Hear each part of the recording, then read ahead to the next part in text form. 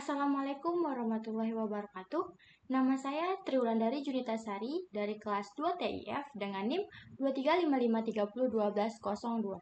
Di pertemuan ini saya akan membahas tentang Fit plus React. Nah, React di sini itu tampilan UI di mana ketika kita membuat sistem, kita hanya perlu menambahkan komponen-komponen yang ada pada Visual Studio Code. Nah, di mana komponen ini bisa berisi berbagai macam elemen di dalamnya. Sehingga ketika kita melihat suatu website, kita itu melihatnya dengan komponen-komponen yang berbeda walaupun dia dalam satu halaman. Mungkin kita bisa mencontohkan satu aplikasi atau yang sering kita pakai karena kita anak mahasiswa dan siswa. Nah, ini ada tampilan classroom. Nah, di sini kalau kita besarkan seperti ini, nah, ini ada beberapa elemen di dalamnya. Nah, tampilannya bagian sebelah sini dan atas ini kita bilang header, di bawahnya ini ada footer, ya ada ya footernya ya. Nah, ketika kita klik to do, tampilan ini, nah yang ini tetap, sedangkan konten di dalamnya ini berubah. Begitu pula jika kita masuk ke dalam satu kelas, konten di dalamnya akan berubah, tapi bagian di sini dan di atas ini tetap. Nah, itu dia yang kita akan pelajari. Kita membuat dulu satu folder. Misalnya kita membuat dulu satu folder di sini. Kita masukkan di BPF. Nah, ada di sini untuk latihan saya.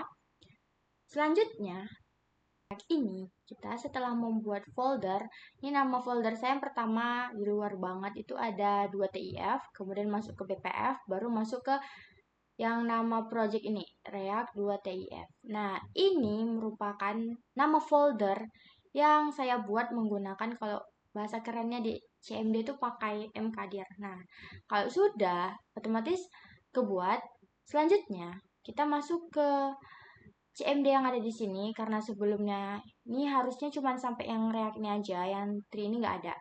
Ini kita masuk dulu nih ke bagian npm create vitalis. Nah, ini valid atau tetap kodenya, jadi tidak bisa diubah. Nah, di bagian nama project kalian bisa ubah tetapi harus huruf kecil semua. Setelah itu lanjut ke bagian npm install. Tunggu sampai prosesnya selesai. Kalau sudah dan berhasil, kita bisa jalankan yang namanya npm run dev. Nah, kalau sudah tinggal diklik, ini akan muncul seperti ini. Ketika kalian membuka Visual Studio Code dan masuk ke bagian File, ini tinggal dibuka saja di bagian File. Lalu klik yang Open Folder. Jika sudah, kalian bisa masuk ke folder yang tadi, yang seperti ini. Nah, baru bisa dijalankan npm run dev. Nih, kita masuk di bagian yang src. Untuk menampilkan di sini itu di index. Nih, index HTML. Nih, tampilannya akan seperti ini. Tapi karena saya sudah membuat latihan, ya, ini kita geser, coba kita geser. Atau ya, kita buat jadi pertemuan 2 ini. Tinggal disalin aja untuk mendapatkan hasil seperti ini. Di bagian di sini, ini disalin semua, masukkan ke pertemuan 2. Perbedaannya hanya di bagian ini. Kita memakai namanya pertemuan 2. Title-nya juga pertemuan 2 baru React. Baik, di sini saya akan menjelaskan mengenai tugas saya.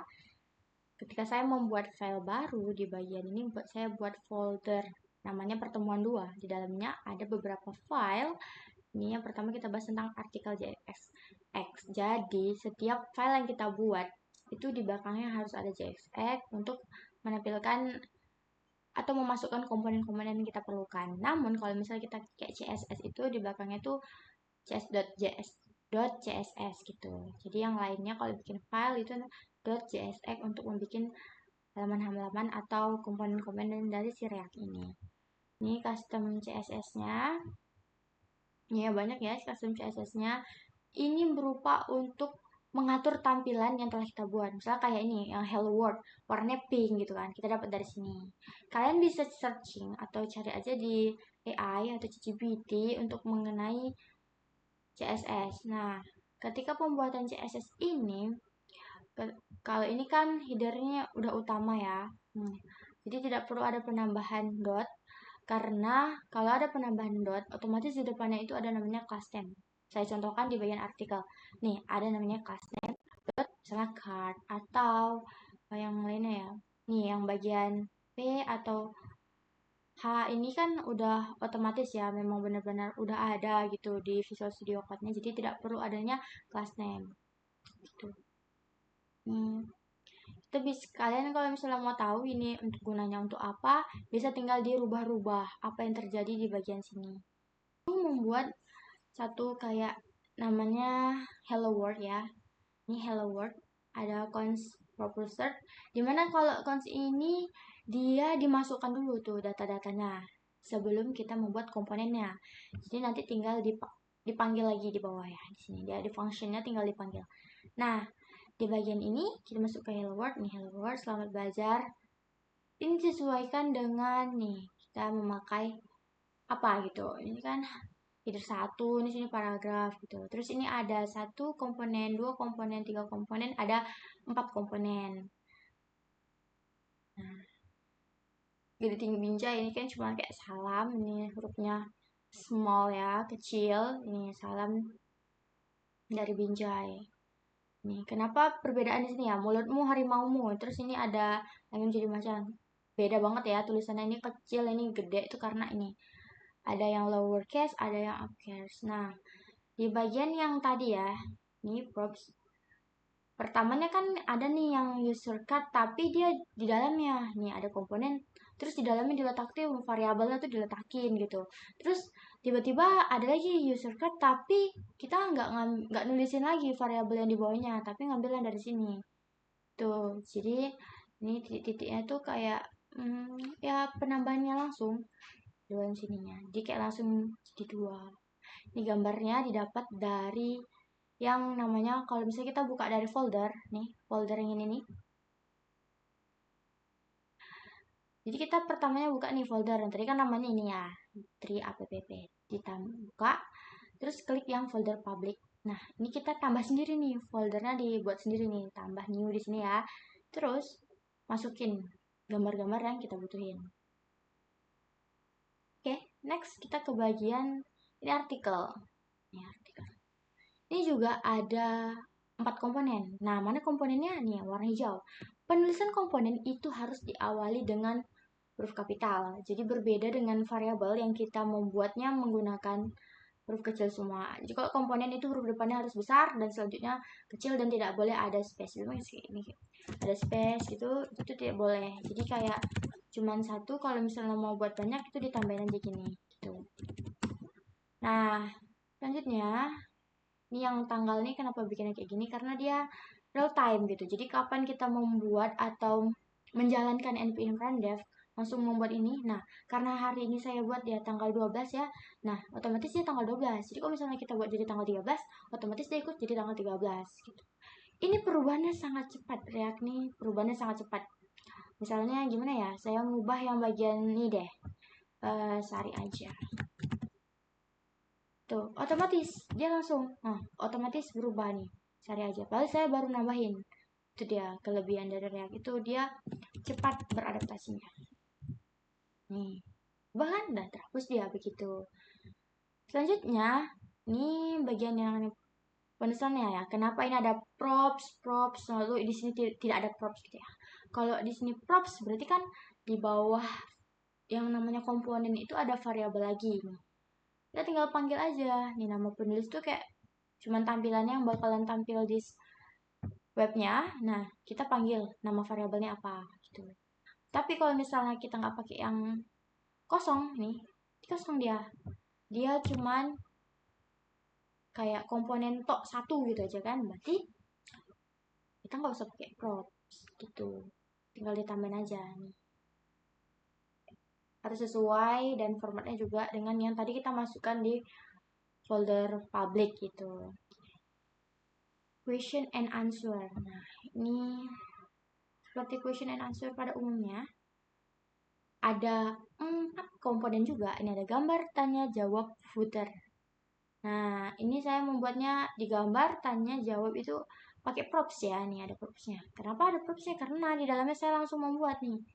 Nah, ini kelas nama kotak ini tampilan CSS-nya ya agar kotaknya itu sesuai gitu. Ini kan saya membuat formnya ini di bawah berarti ya dibuat. Nih form yang ini guysnya. Ada kelihatan nggak sih ini ada kayak form ini di belakangnya. Nah ini tuh. Masuk ke list produk. Ini list produknya saya bikin ada 3. Nah, kenapa bisa ada samping ini? Kita pakai untuk merapikannya. Saya tinggal salin aja di bagian ini. Ketika sudah buat TR di bawah juga ada TR di sini. Selanjutnya ada TD, nih tinggal salin jadi 3 bagian.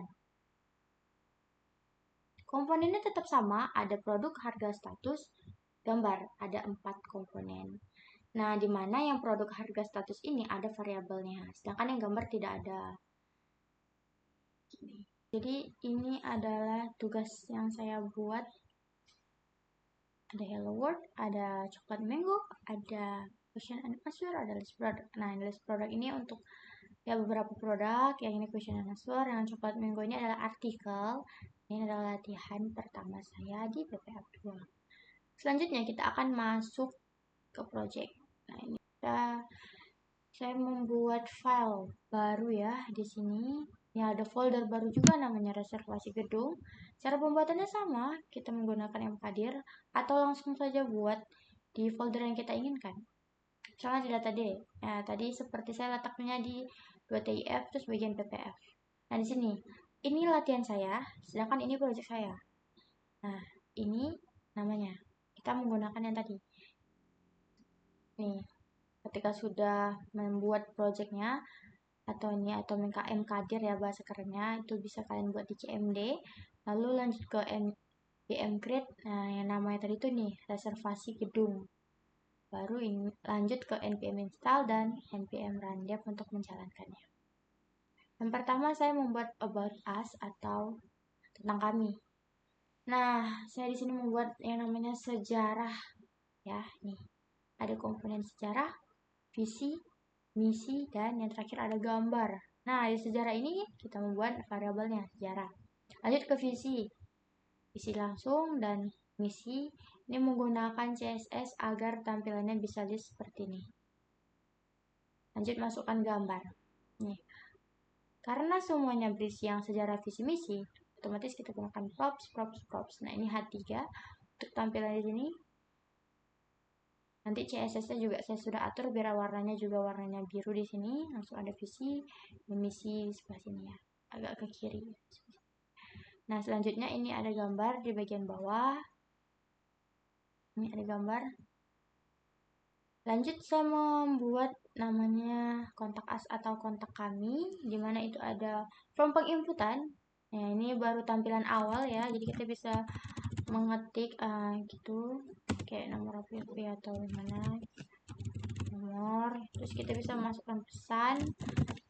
Nah, tampilan ini nantinya ya tombol kirimnya belum bisa dipencet, jadi nanti bisa dipencet ya. Jadi ini cuman tampilan depannya aja gitu, baru tampilan. Nah, ini ada kotak kami, satunya warna hitam saya bikin di CSS-nya. Lanjut ini ada komponennya form input 1, form input 2, form text area untuk pesan, dan submit button ya. Nih, lanjut ke karena ini berisi semua nih, saya menggunakan props nih. Nah, ini untuk inputan yang berupa teks kecil nih. Tidak ada panjang rows-nya nih. Berbeda dengan yang ini sampai 4 nih rows ya. Nih sampai 4 rows ya. Ini ada kecilnya. Kita bisa hitung ulang dari sini ya. 1, 2, 3, 4. Nah, cuma 4, nggak lagi dia. Itu bisa ditambahkan di sini. Lanjut ke buttonnya, ini kita namain sebagai kirim. Tuh, jadi pemanggilannya kenapa pertemuan 2 juga? Karena saya samain dengan yang latihan tadi. Di sini saya menambahkan pertemuan 2. Nah, kenapa bisa tertampil hanya tentang kami dan kontak kami? Bagian main. Tampilan kontainer. Ini kontainernya ini sistem reservasi gedung. Kelihatan ya. Bagian footernya itu di mana nih? di sebelah sini. Jadi di bagian kontainer ini saya membuat footer, ini footer. Tampilannya akan seperti ini.